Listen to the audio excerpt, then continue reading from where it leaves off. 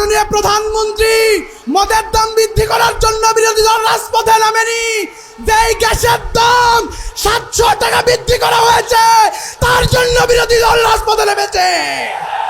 আজকে জানুয়ারি মাসে যখন পেট্রোলের দাম ছিল 120 টাকা, সেই দাম যখন 145 টাকা হয়েছে তখন আন্দোলন হবে, এটাই স্বাভাবিক। আপনি বলছেন মদের দাম বৃদ্ধি পেয়েছে, আপনার বাজেটে তো মধুর দামও বৃদ্ধি করা হয়েছে, এটা কেন বলেন না?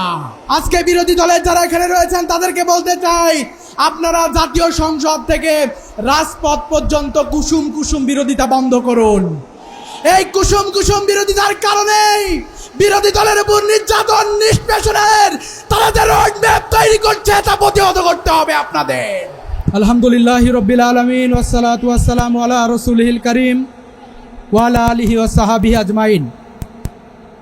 11 দলীয় ঐক্য চট্টগ্রামের আজকের এই ঐতিহাসিক জনসভায় উপস্থিত রয়েছেন আজকের প্রোগ্রামের সম্মানিত সভাপতি, উপস্থিত থাকবেন বিরোধী দলীয় সম্মানিত নেতা ডাক্তার শফিকুর রহমান, উপস্থিত বিভিন্ন দলের নেতৃবৃন্দ, প্রাণপ্রিয় জনতা, আসসালামু আলাইকুম ওয়া রাহমাতুল্লাহ।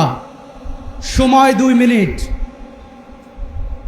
সম্মানিত উপস্থিতি, আপনারা দেখেছেন আজকে জাতীয় নেতা যারা সংসদ পরিচালনা করছেন এবং বিরোধী দলের ভূমিকা পালন করছেন তারা অধিকাংশই আজকে চট্টগ্রাম এবং কক্সবাজারে অবস্থান করছেন।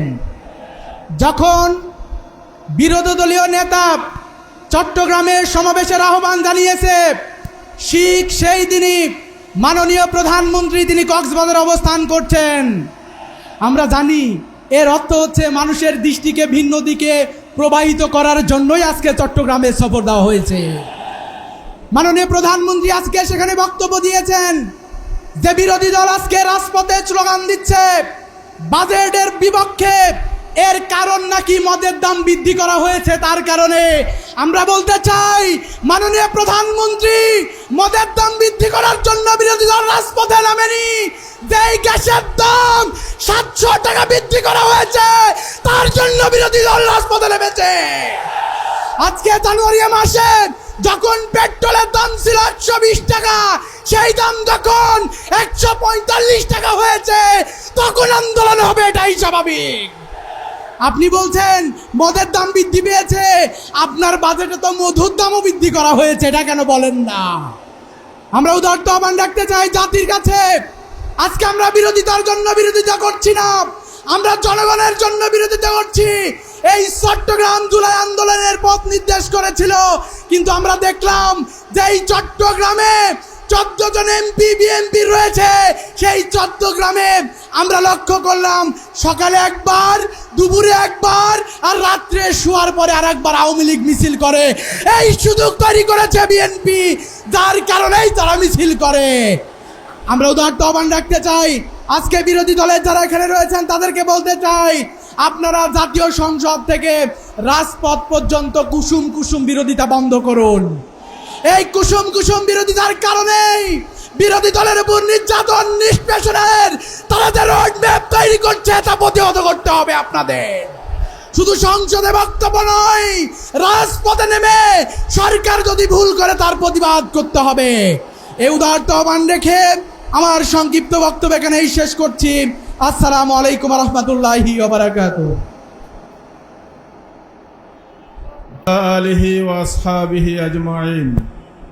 11 দলীয় ঐক্য কর্তৃক আয়োজিত ঐতিহাসিক লালদিঘি ময়দানের আজকের বিভাগীয় সমাবেশের সম্মানিত সভাপতি, ইসলামী ছাত্র শিবিরের সাবেক কেন্দ্রীয় সভাপতি, বাংলাদেশ জামাত ইসলামীর কেন্দ্রীয় অ্যাসিস্ট্যান্ট সেক্রেটারি জেনারেল, চট্টগ্রাম অঞ্চল পরিচালক জনাব মোহাম্মদ শাহজাহান, আজকের এই সমাবেশের প্রধান অতিথি বাংলাদেশের জাতীয় সংসদের মাননীয় বিরোধী দলীয় নেতা, আমিরে জামাত, 11 দলীয় ঐক্যের নেতা জনাব ডক্টর শফিকুর রহমান, কেন্দ্রীয় এবং অঞ্চলের নেতৃবৃন্দ, সংগ্রামী চট্টগ্রামবাসী, আসসালামু আলাইকুম রহমতুল্লাহ। সংগ্রামী জনতা, আপনারা জানেন 24-এর গণ অভ্যুত্থানের পরে বাংলাদেশের মানুষ আশা করেছিল একটি নতুন বাংলাদেশ পাবে, যে বাংলাদেশে কোনো বৈষম্য থাকবে না, সন্ত্রাসে থাকবে না, ঠিক কিনা?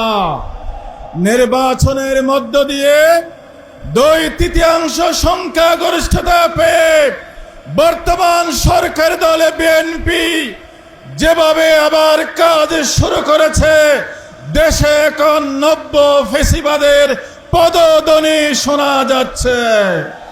আমরা জানি আগে যখন কোথাও ডাকাতি হতো তখন মানুষের সম্পদ লুণ্ঠন করা হতো, আর বিএনপি সরকার আসার পরে এখন ডাকাতি হলে শুধু সম্পদ লুট হয় না, আমাদের মা বোনের ইজ্জত লুট করা হয়।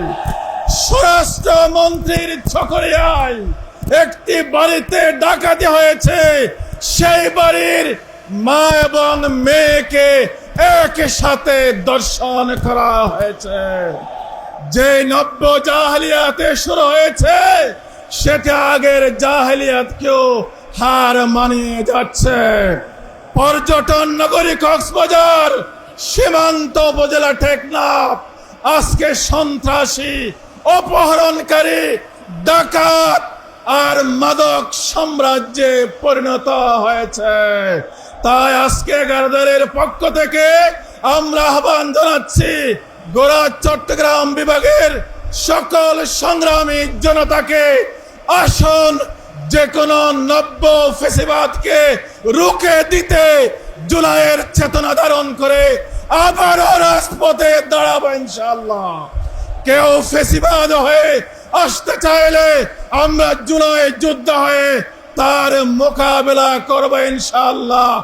সংগ্রাম চলছে, সংগ্রাম চলবে ইনশাআল্লাহ। বাংলাদেশ জিন্দাবাদ। আসসালামু আলাইকুম রহমতুল্লাহ। সদস্যবৃন্দ, সংগ্রামী বীর চট্টলাবাসী, আসসালামু আলাইকুম ওয়া রাহমাতুল্লাহি ওয়া বারাকাতুহু। আজকের এই লালদিঘি মাঠে দাঁড়িয়ে শহীদ আল্লামা সাঈদীর কথা খুব মনে পড়ছে।